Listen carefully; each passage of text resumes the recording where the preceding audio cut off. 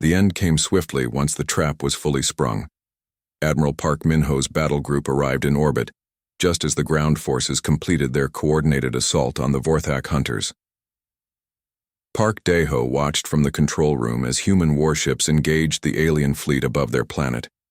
The space battle was visible even in daylight. Bright flashes of energy weapons and the fiery trails of destroyed spacecraft streaking across the sky. "Admiral Park to ground control," came the voice over the communication system. "We have successfully engaged the Vorthak fleet. Their command ship is disabled and the remaining vessels are attempting to retreat." Han Woo-jin, now revealed as the military operative he truly was, responded from the facility's main area where the final confrontation with Grixtal was taking place. "Copy that, Admiral. Ground operations are nearly complete. The hunting pack is neutralized." The Vorthak leader himself was cornered in the central processing area, surrounded by colonists who had transformed from terrified prey into determined defenders. His lieutenant Vrexmos had been captured alive along with most of the other alien hunters. "This cannot be," Grixtal snarled, his red eyes blazing with rage and disbelief. "The Vorthak are supreme hunters. We have conquered prey across 100 worlds. How can weak humans defeat us?" "Because you never understood what you were really hunting," Woo-jin replied, keeping his weapon trained on the alien leader while the colonists secured the area around them. "You saw individual humans and thought you understood the species. You missed the bigger picture." Kim Soo-jin had restored full communications throughout the facility, allowing everyone to witness the final moments of their week-long nightmare. Lee Ho-sung coordinated security teams ensuring that all Vorthak hunters were captured or neutralized. Choi Min-ah worked with Oh Mi-young to begin restoring the facility's normal operations. "What bigger picture?" Grixtal demanded. "You are soft creatures with no natural weapons, no armor, no superior physical capabilities. What could we have missed?" "The fact that we're never really alone," said Dae-ho, stepping forward to join the conversation. He was no longer just a mining foreman. He had become a leader who had helped coordinate the defense of his entire community. "When you hunt one human, you hunt all of humanity." Across the facility, the evidence of human cooperation was everywhere. Bae Sung-ho and Nam Hyun-woo were helping to treat wounded aliens alongside Kang Ji-hee, following the human principle that even enemies deserved medical care. Lim Jae-wook and Song Ha-neul were working together to secure dangerous areas and ensure no one else was hurt. Yoo Jin-seok and Kwon So-ra were coordinating with the orbital forces to establish landing zones for the rescue ships that were already descending through the atmosphere. Seo Yoonbi was working with the facility's environmental systems to clear the air of smoke and industrial chemicals released during the battle. "Your species hunts alone or in small packs," Woo-jin explained to the captured alien leader. "You see cooperation as weakness because it means sharing the kill. But humans don't hunt for sport or dominance. We fight to protect each other." The irony was not lost on anyone present. The Vorthak had chosen this isolated mining facility precisely because it seemed vulnerable, far from military bases with no apparent defenses populated by civilians who appeared helpless. They had no idea that attacking any human settlement was equivalent to declaring war on all of humanity. "The Republic of Korea Space Force has been tracking your hunting pack for 8 months. Admiral Park's voice continued over the communication system. "Every human colony you attacked, every research station you destroyed, every civilian you killed, it all led to this moment." "Impossible," Grixtal repeated, though his voice now carried a note of uncertainty. "No species coordinates across such vast distances for individuals they have never met. That's because you don't understand the concept of civilization," said Soo-jin, who had been monitoring communications from across human space. "I'm receiving messages from dozens of colonies expressing relief that the Vorthak threat has been eliminated. People you've never met, who live hundreds of light years away, are celebrating your defeat because you threatened humans."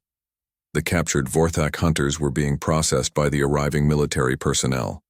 Unlike their prey, the humans treated their captives according to strict protocols. They were given medical attention, proper food and water, and protection from abuse. Several of the alien hunters seemed confused by this treatment. "Why do you not kill us?" Vrexmos asked Ho-sung, who was overseeing the detention procedures. "We hunted your people for sport. We would have killed you all eventually." "Because we're not like you," Ho-Sung replied simply. "Killing prisoners doesn't make us stronger or safer. Understanding you might prevent future conflicts." Dr. Kang Ji-hai had established a proper medical facility to treat both human and Vorthak wounded. Her professional dedication impressed even the alien captives who had never encountered enemies who would treat their injuries. "Your species is unlike any prey we have encountered," one wounded Vorthak hunter admitted to her. "You fight fiercely to defend others, but show mercy to defeated enemies. This is, confusing." "It's called civilization," Ji-hai replied, while treating a plasma burn on the alien's arm. "We fight when we must, but we don't enjoy causing suffering. There's a difference between defending yourself and being cruel." As the day progressed, the full scope of the human response became clear. The Space Force hadn't just sent one battle group. They had coordinated a multi-system operation involving dozens of ships and thousands of personnel. The Vorthak hunting pack had unknowingly triggered a response from the entire human military establishment. "This was a joint operation," Admiral Park explained during the post-battle briefing. "When we identified the Vorthak threat, every human system contributed resources to track them down. Captain Han volunteered for the most dangerous part of the mission, getting to your facility ahead of the rescue fleet to coordinate resistance from inside." Wu Jin had removed his disguise completely now, appearing in his military uniform with the insignia of a special operations captain, but he still moved among the colonists with the same calm friendliness he had shown as a simple trader. "You all did the hard part," he told them honestly. "I just provided some coordination and equipment. The courage, the determination, the refusal to give up, that all came from you." Daeho looked around at his people, seeing them with new eyes. A week ago, they had been ordinary miners, engineers, and support staff. Now they were survivors who had faced down an alien threat and emerged victorious through cooperation and determination. "What happens to them?" Minna asked, pointing toward the captured Vorthak hunters. "They'll be tried according to interstellar law," Admiral Park replied. "Their crimes against civilian populations are well documented, but they'll receive fair trials and proper treatment. That's what separates civilization from barbarism." As the rescue operations continued and the facility was gradually restored to normal operations, Grixatel was brought before the human leadership one final time. The proud hunting leader had been reduced to just another war criminal awaiting justice. "I understand now why your species has spread across so many worlds," he said quietly. "You are not individually strong, but collectively you are formidable. We underestimated the power of cooperation." "The funny thing is," Daeho replied, "we tried to tell you that from the beginning. Every group you hunted stayed together, protected the weak, shared resources. You saw it as inefficiency. We call it humanity." The final irony came when the facility was officially reopened a week later. Instead of abandoning the site where they had endured such trauma, the colonists chose to stay and rebuild. The mining operation resumed, but now it was also home to a permanent Space Force monitoring station, ensuring that no other hunting pack would find such an easy target. Wu Jin's official report to Space Force Command became required reading at military academies across human space. The Vorthak made the classic mistake of confusing individual capability with species-wide potential. They saw humans as weak because we're not natural predators. They failed to understand that we evolved as social creatures whose strength comes from cooperation, innovation, and the willingness to fight for others. The mining facility on Kepler 442b became known throughout human space as the place where an entire alien hunting culture learned that humanity's greatest weakness, our instinct to protect others, was actually our greatest strength. And in the IURM depths of space, other species that might have considered humans easy prey took note of what had happened when the Vorthak made that assumption. The message was clear: attack one human, and you face all of humanity. The galaxy had been warned. The confrontation came at dawn on the 7th day. Grixtal had spent the night investigating the mysterious human traitor, and what he discovered shattered the Vorthak leader's confidence in his perfect hunt. Park, Daeho, and the others in the Control room watched through the security cameras as Vrexmos dragged Han Wu-jin into the main processing area. The alien lieutenant carried a data tablet displaying information that had clearly upset his superior. "Your name is not Han Wu-jin, simple traitor," Grixtal growled in perfect human standard language, abandoning the pretense that the humans couldn't understand him. "Your real identity is Captain Han Wu-jin, Republic of Korea Space Force Special Operations. You are a hunter of my kind." Wu-jin didn't deny it. Instead, he straightened to his full height and met the alien leader's gaze without flinching. "You destroyed Research Station Omega-7. 312 people died, including civilians and children. I've been tracking your pack for 8 months." The revelation sent shockwaves through both the Vorthak and the human observers. This wasn't a random encounter. It was the culmination of a carefully planned military operation. "You think one human soldier can threaten the mighty Vorthak?" Grixtal snarled. "You have walked into our trap." "Actually," Wu-jin said with a calm smile, "you walked into mine." That was the signal. All around the facility, events that had seemed like accidents or random occurrences over the past 2 days suddenly revealed themselves as part of a coordinated plan. Kim Soo-jin activated the communication enhancements Wu-jin had secretly installed, breaking through the Vorthak jamming systems. For the first time in a week, the facility could send signals beyond the planet's atmosphere. Choi Min-ah triggered the structural modifications she had been making under the guise of routine maintenance. What the aliens had assumed were repairs were actually precisely placed explosive charges that sealed off key areas of the facility, trapping Vorthak forces in predetermined kill zones. Lee Ho-sung emerged from hiding with a group of colonists who had been secretly training with the military equipment Wu-jin had provided. They weren't soldiers, but they had learned enough to be dangerous. Oh Mi-young activated the industrial equipment she had been positioning over the past several days. Heavy mining machinery roared to life, cutting off escape routes and creating barriers that the Vorthak couldn't easily overcome. "Impossible," Grixtal roared as he realized his hunters were being systematically isolated and surrounded. "You are prey, weak, defenseless. That's your first mistake," Wu-jin said, pulling a military-grade weapon from what had appeared to be a simple tool bag.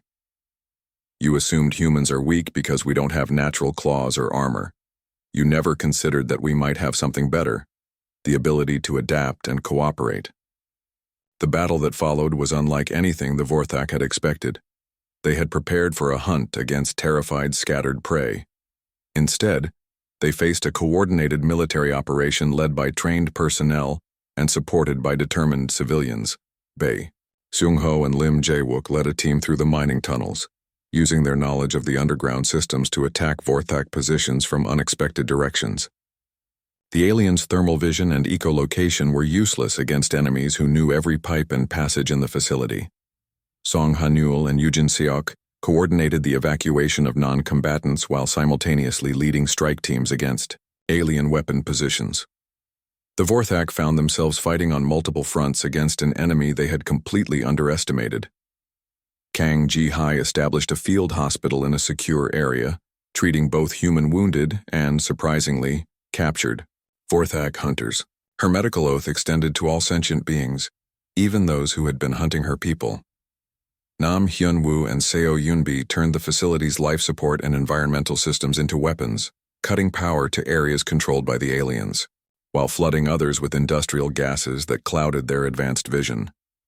But the most shocking revelation came when Soo-jin's communication array finally broke through the orbital blockade and contacted the approaching rescue force. Republic of Korea Space Force Battle Group 7. "This is Mining Facility Delta 9 requesting immediate support," Soo-jin transmitted. The response came back immediately. "Delta 9, this is Admiral Park Min-ho commanding Battle Group 7. We have your position and are moving to intercept the Vorthak fleet. Captain Han, this is your show down there." Dae-ho stared at Soo-jin in amazement. "Battle Group 7? There's an entire naval task force coming to rescue us?" "Not just to rescue us," Wu-jin said, speaking into his own communication device. "To end the Vorthak hunting operations permanently. This pack has been terrorizing human colonies for years. The Space Force has been hunting them just as systematically as they hunt us." Above the planet, space erupted into violence as human warships engaged the Vorthak fleet. The aliens had superior individual ships, but the humans had numbers, coordination, and most importantly, they had been planning this engagement for months.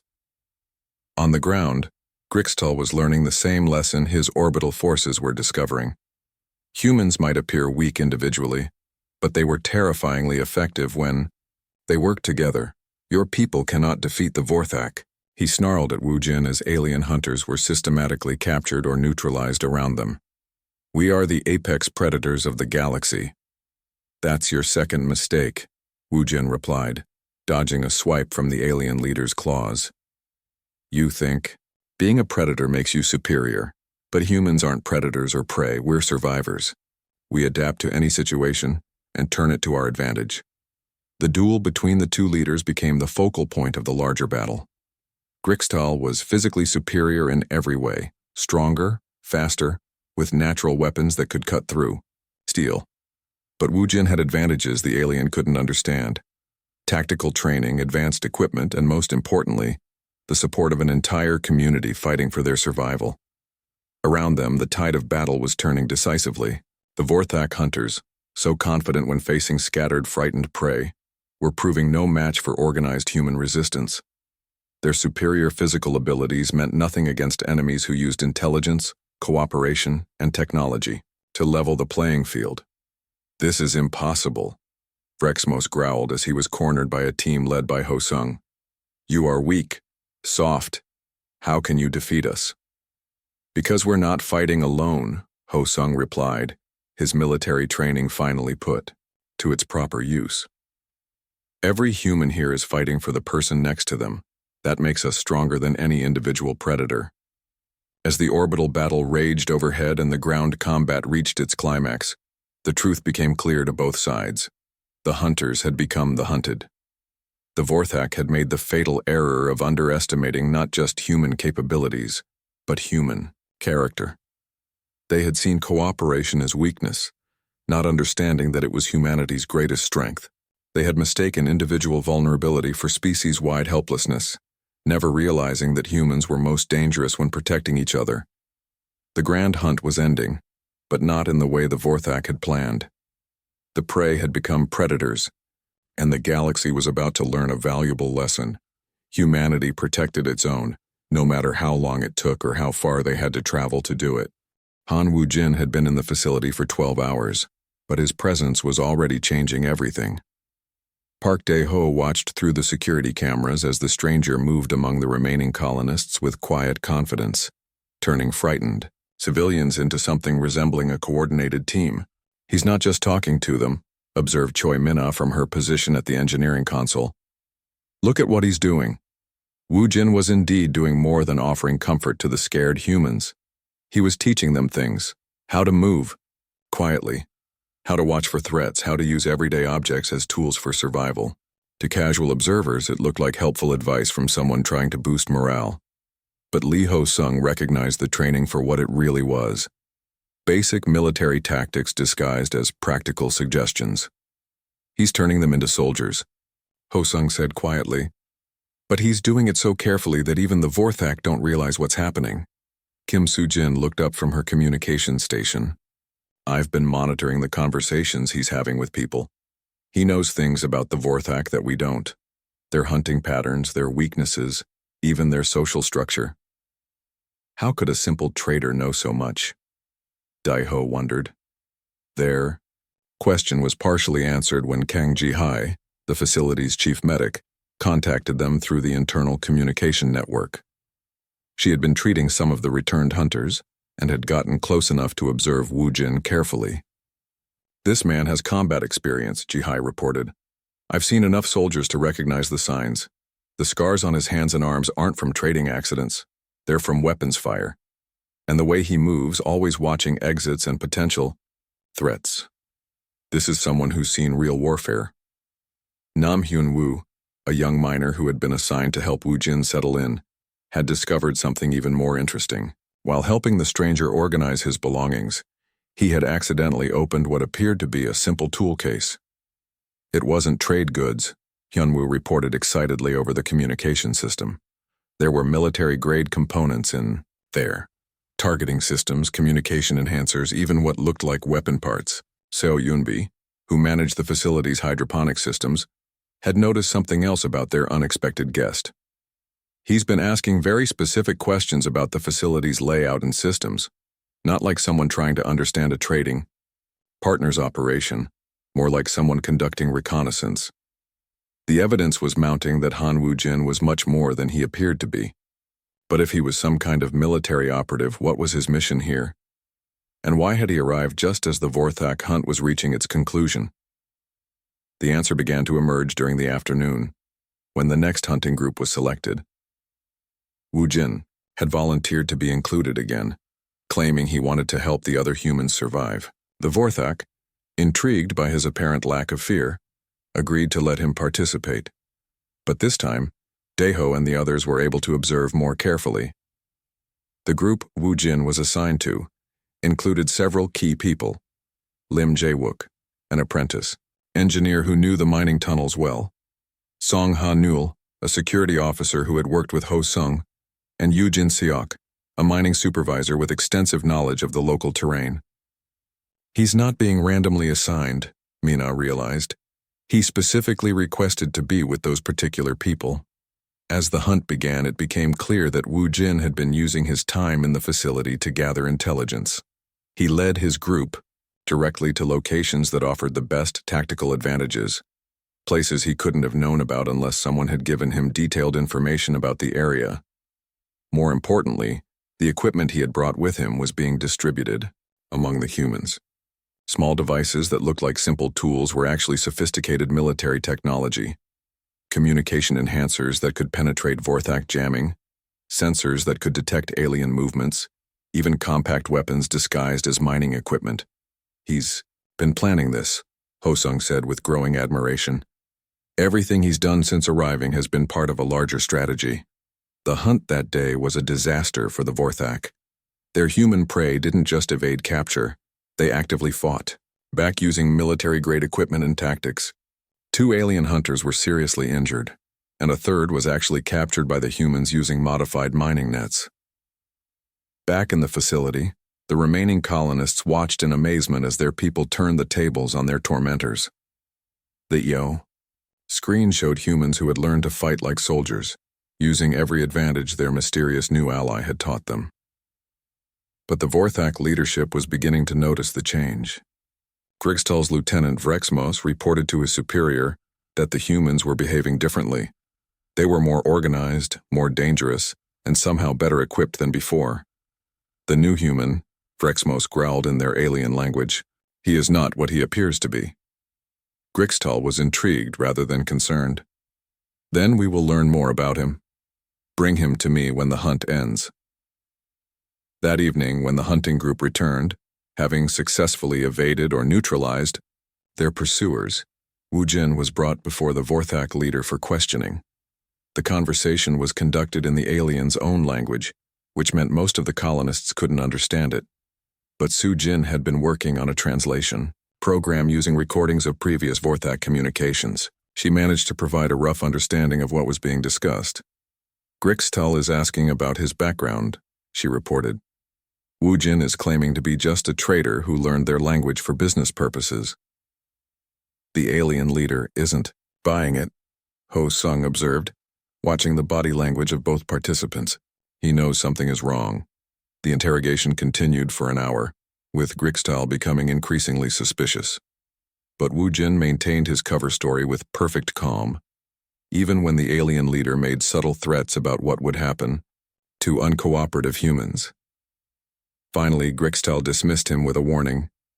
You will be watched closely, traitor. If you are not what you claim to be, you will suffer greatly. Woo-jin's response was delivered with a slight smile. I understand completely. I'm just here to complete my delivery and leave. Nothing more complicated than that. But as he was escorted back to the human holding areas, he made brief eye contact with one of the security cameras. The message in his eyes was clear to those watching from the control room. Everything was proceeding according to plan.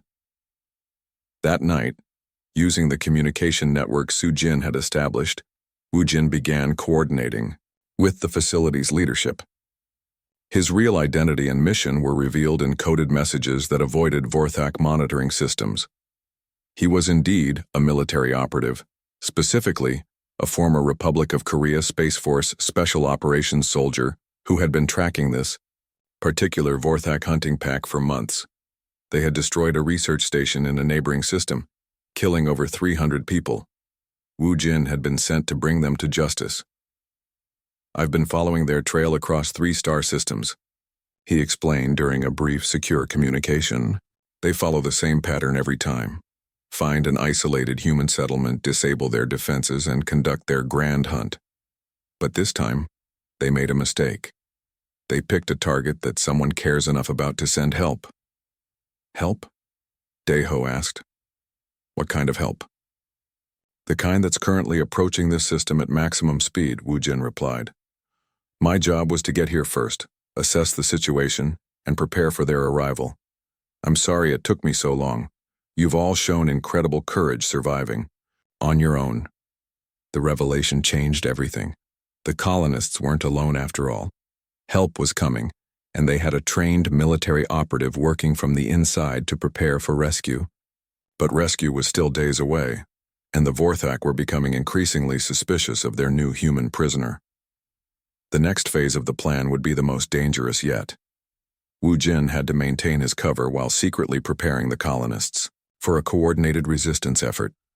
The Vorthak thought they were conducting a simple hunt, but they were actually walking into a carefully prepared trap. The hunters had become the hunted, and they didn't even know it yet. The ship appeared on the horizon just after dawn on the 6th day of the hunt.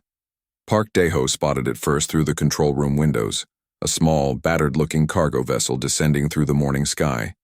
"That's impossible, Kim," Su Jin said, looking up from her communications console. "The Vorthak have ships in orbit. Nothing should be able to get through their blockade." Lee Ho-sung adjusted the screen controls to get a better view of the approaching vessel. It was definitely human-made, though it showed signs of heavy use and repair. Scorch marks along its hull suggested it had seen combat recently. "Whoever's flying that ship either has incredible luck or incredible skill," Ho-sung said. The Vorthak had noticed the arrival too. Several of the alien hunters moved to intercept the landing craft, but they didn't seem particularly concerned. Why would they be? One small ship couldn't pose any threat to their operation. The cargo ship touched down in a clear area about a kilometer from the main facility. Its landing was smooth and controlled, showing that the pilot knew what he was doing. For several minutes, nothing happened. Then the cargo ramp lowered and a single human figure walked out. Even at this distance, they could see he was young, maybe in his late 20s. He wore ordinary work clothes and carried a simple pack over his shoulder. He looked completely relaxed, as if landing on a planet full of alien hunters was just another normal day. "Is he insane?" Choi Min-ah whispered. The stranger began walking toward the facility. As he approached, a group of Vorthak hunters emerged from cover to intercept him. The humans in the control room expected him to run or show fear, but he did neither. Instead, he stopped and waited calmly for the aliens to reach him. What happened next shocked everyone watching. The stranger began speaking to the Vorthak hunters in their own language. The clicking, growling sounds came easily from his throat, as if he had been speaking their tongue for years. "How does he know their language?" Su Jin asked. The lead Vorthak hunter seemed equally surprised. The conversation continued for several minutes, with the stranger appearing relaxed and the aliens becoming increasingly curious about this unusual human. Eventually, the alien hunters escorted the stranger toward the main facility.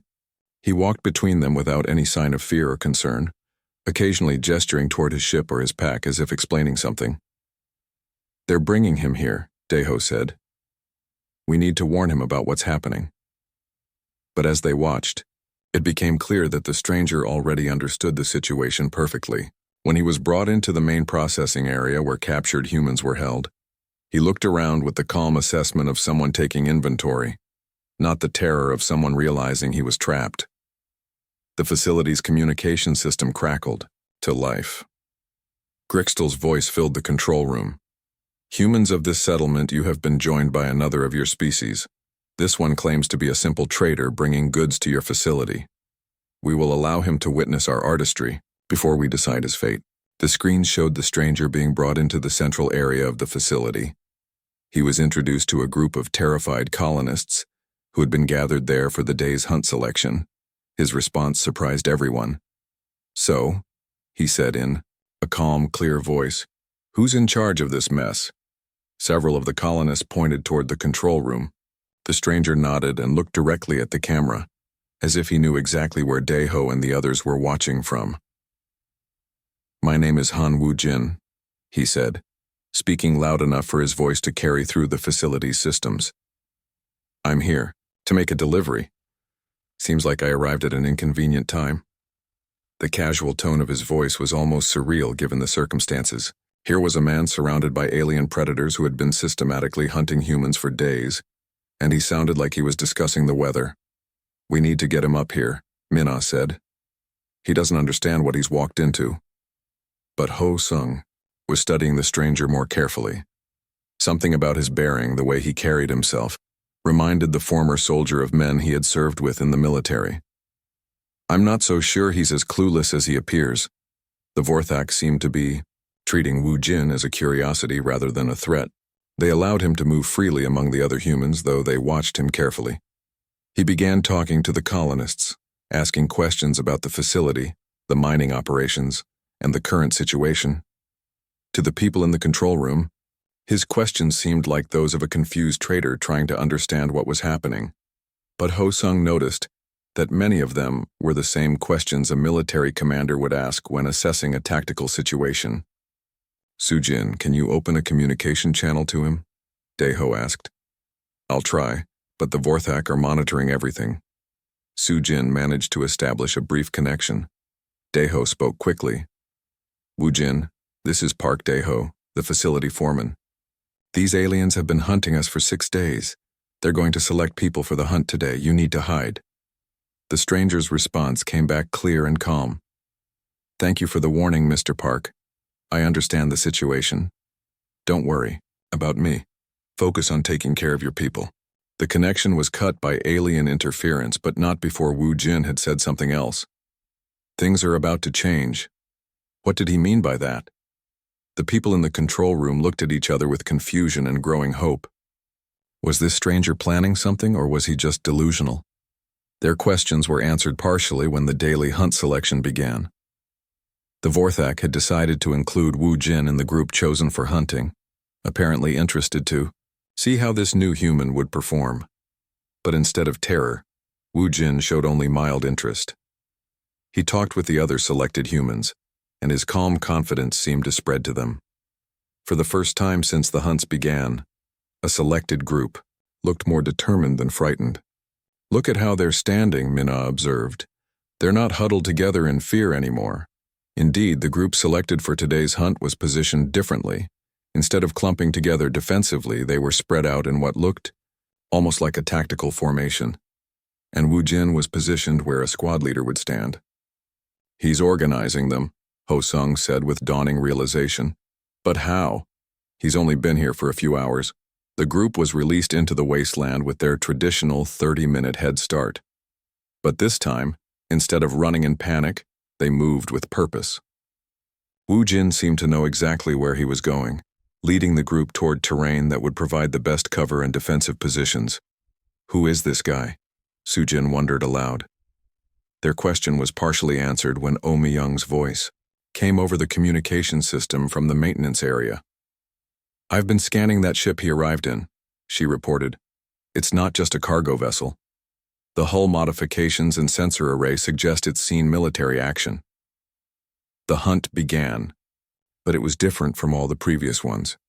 The Vorthak hunters who were tracking the human group found themselves facing unexpected resistance. The prey was using advanced tactics, setting ambushes, and moving like trained soldiers rather than terrified civilians. "They're actually fighting back," Daeho said in amazement. The screens showed brief glimpses of the action. The humans couldn't match the aliens' physical capabilities, but they were using teamwork and terrain to their advantage in ways that clearly surprised their hunters. 1. Vorthak Hunter was actually injured when he walked into a trap the humans had set using mining equipment.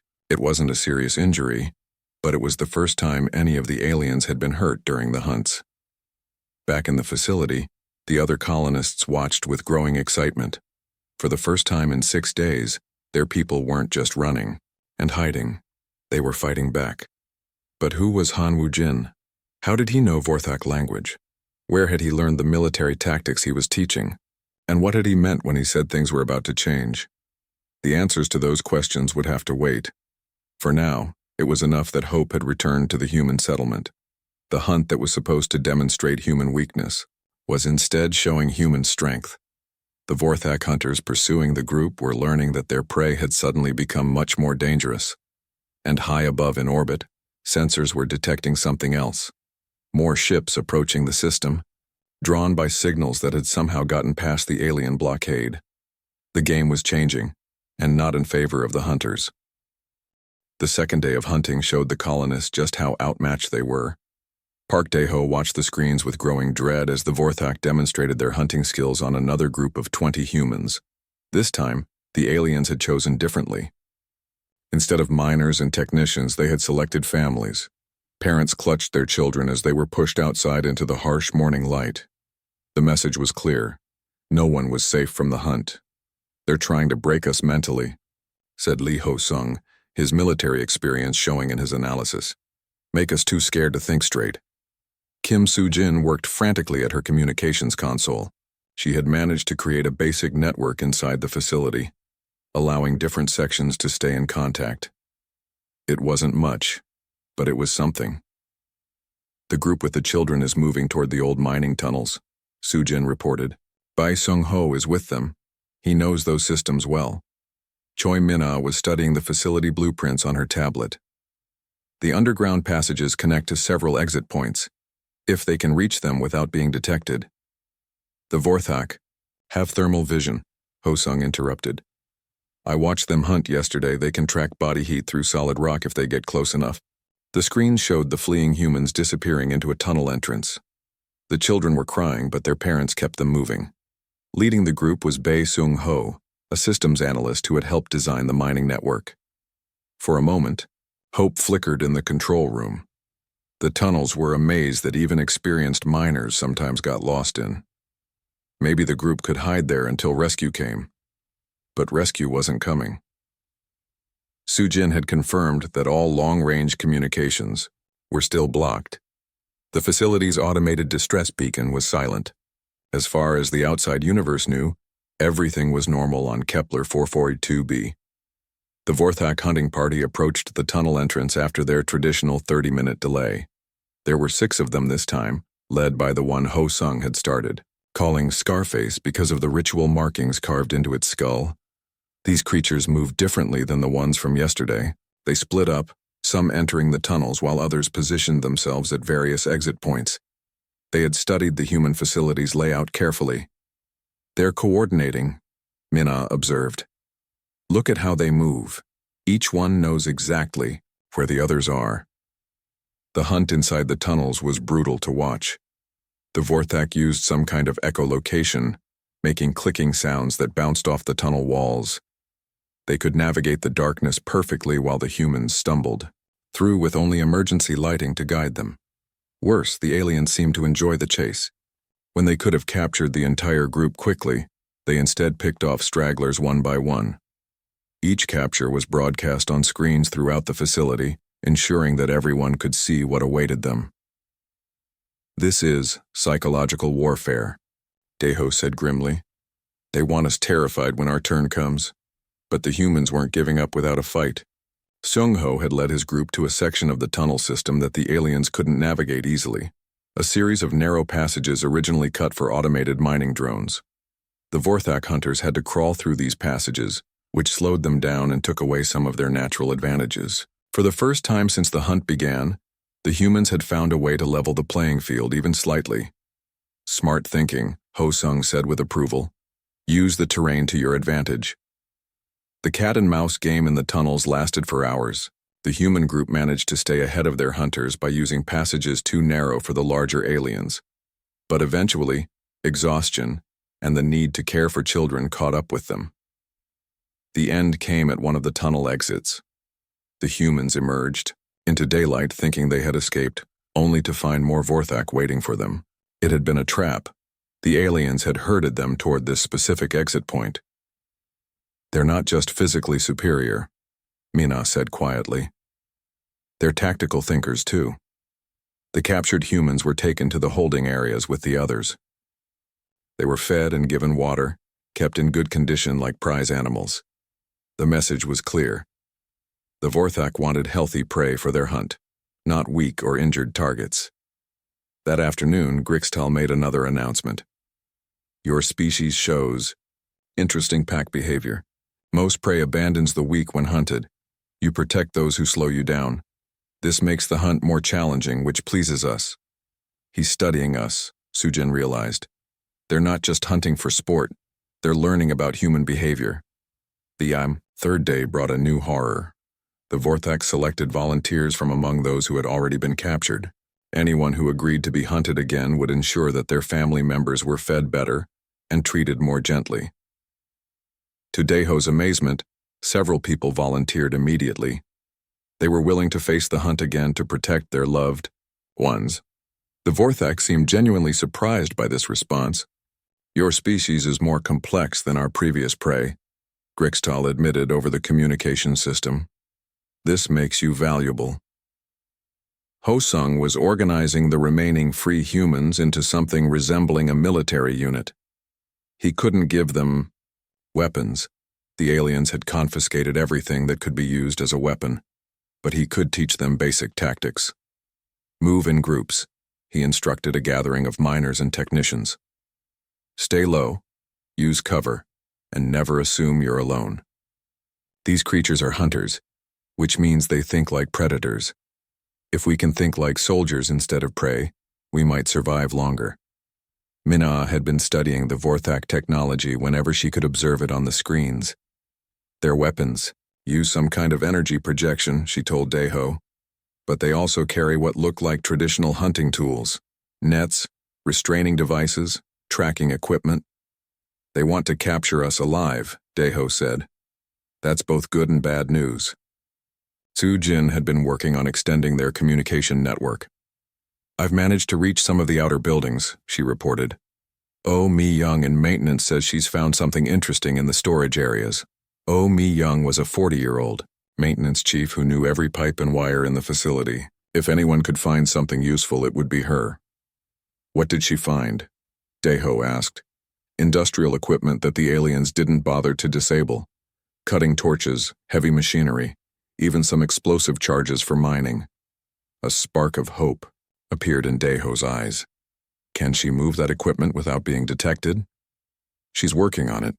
The Vorthak are focused on the hunting grounds outside. They're not paying much attention to the facility's internal systems. As the days passed, a pattern emerged. The aliens were supremely confident in their abilities, but that confidence was also a weakness. They believed so completely in their superiority that they weren't being as careful as they should have been. The humans began to adapt. Those selected for hunting started working together more effectively, using tactics Ho-Sung had taught them. They couldn't win against the Vorthak in direct confrontation, but they could make the hunts longer and more difficult. More importantly, the people still trapped in the facility were learning and planning. Daeho had emerged as their unofficial leader, coordinating between different sections of the complex. Sujin kept their communication network running despite constant interference from the alien technology. Mina studied their captors, looking for weaknesses in their equipment and behavior. By the end of the 5th day, nearly half the colonists had been captured. But those who remained were no longer the frightened, helpless people they had been when this nightmare began. They were becoming something else, a community united by necessity and determination. "Tomorrow they'll probably select more of us," Daeho told the others in the control room. "But we're not the same people we were 5 days ago." Ho-Sung nodded, grimly. "The question is whether we've learned enough to make a difference." Outside, the Vorthak hunters prepared for another day of their cruel game. They had captured dozens of humans and studied their behavior extensively. They believed they understood their prey completely. They had no idea how wrong they were about to be proved. The first sign of trouble came at dawn. Park Dae-ho was drinking his morning coffee when the mining facility's alarm system went silent. Not shut off, just silent, like someone had cut the power to every warning device at once. Dae-ho set down his cup and walked to the control room window. The red desert stretched endlessly under the pale morning sun of Kepler 442b. Nothing looked wrong, but 30 years of mining experience had taught him to trust his gut. Something was very wrong. Soo-jin, he called to the communications officer. Try raising the orbital station. Kim Soo-jin looked up from her console, her young face creased with worry. I've been trying for 10 minutes, sir. All frequencies are dead. It's like something is blocking every signal we send. Before Dae-ho could respond, the lights went out. Emergency power kicked in a second later, bathing everything in red light. Then the screens around the control room flickered to life, showing camera feeds from around the facility. What Dae-ho saw made his blood run cold. Massive shapes moved between the buildings outside. At first glance, they looked like giant insects, but as his eyes adjusted, he saw they were something far worse.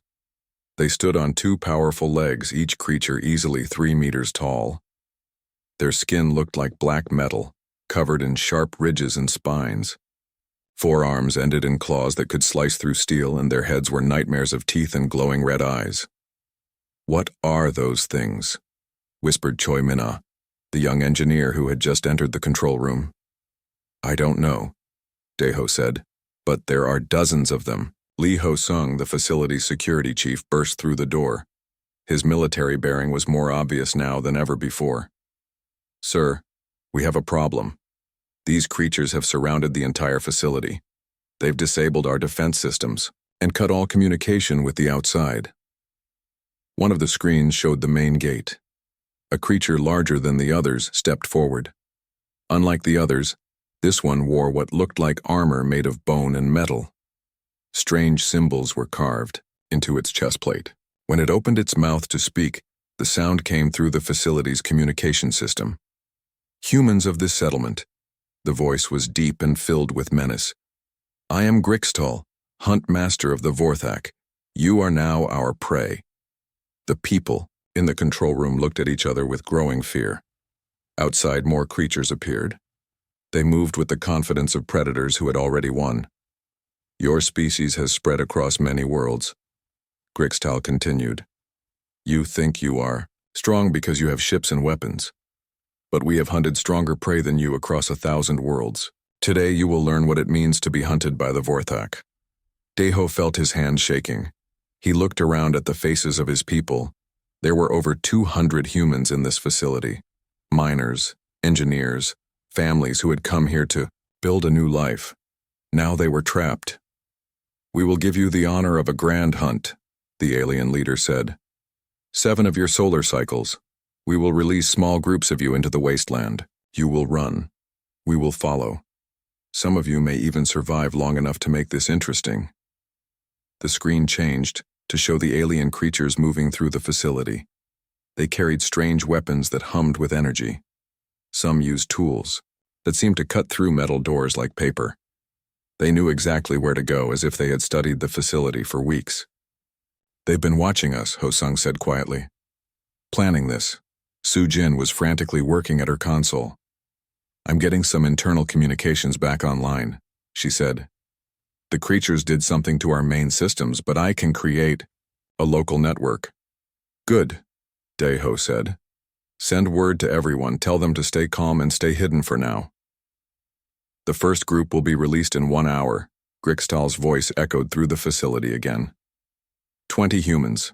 They will have a 30-minute head start before we begin tracking them.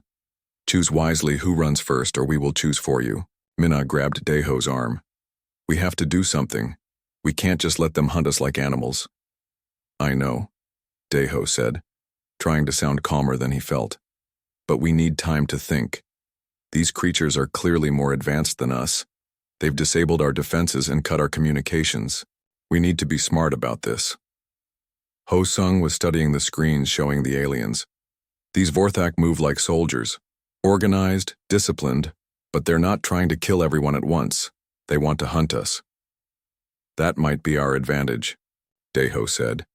They're playing a game, that means they have rules. Sujin looked up from her console. I've managed to contact most of the facility. People are scared, but they're listening.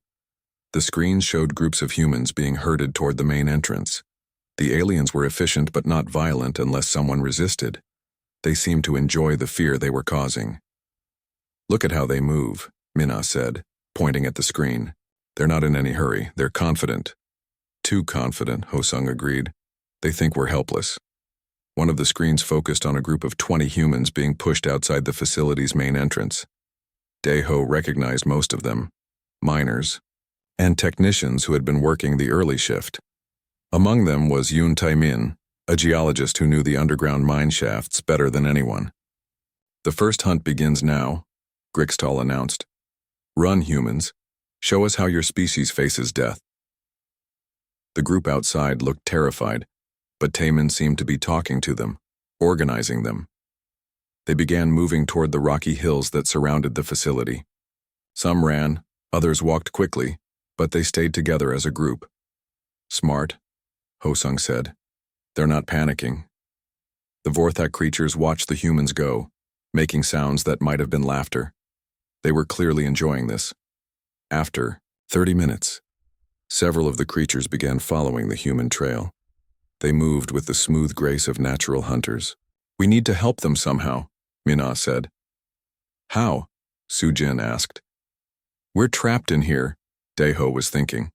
The aliens had superior technology and physical abilities, but they were treating this like a game.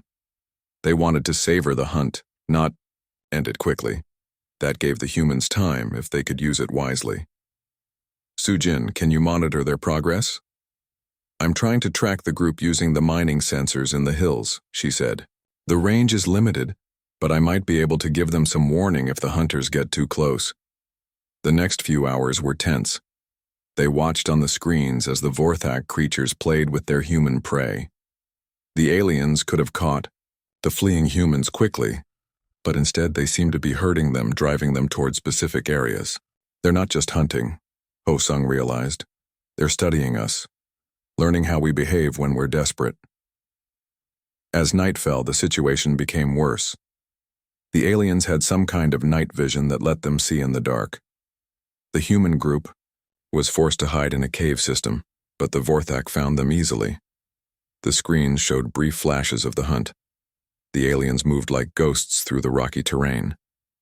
They used advanced tracking equipment and their natural predatory instincts. When they finally cornered their prey, they were almost gentle, as if they didn't want to damage their catch. By morning, only half of the first group remained free. The others had been captured and brought back to holding areas the aliens had set up around the facility. They were alive but terrified. Tomorrow we will release another group, Grixtal announced. Each day, the hunt will continue until all humans have had their chance to run. Daeho looked around at the people in the control room. They were scared, but he could see determination growing in their eyes too. These were people who had chosen to live on the edge of human space, who had built a life in this harsh place. They were tougher than they looked. We need a plan, he said quietly. These creatures think they understand us, but they don't know what humans are really capable of when we're pushed to our limits. Outside, the alien hunters prepared for another day of their twisted game. They had no idea that their prey was beginning to think like predators.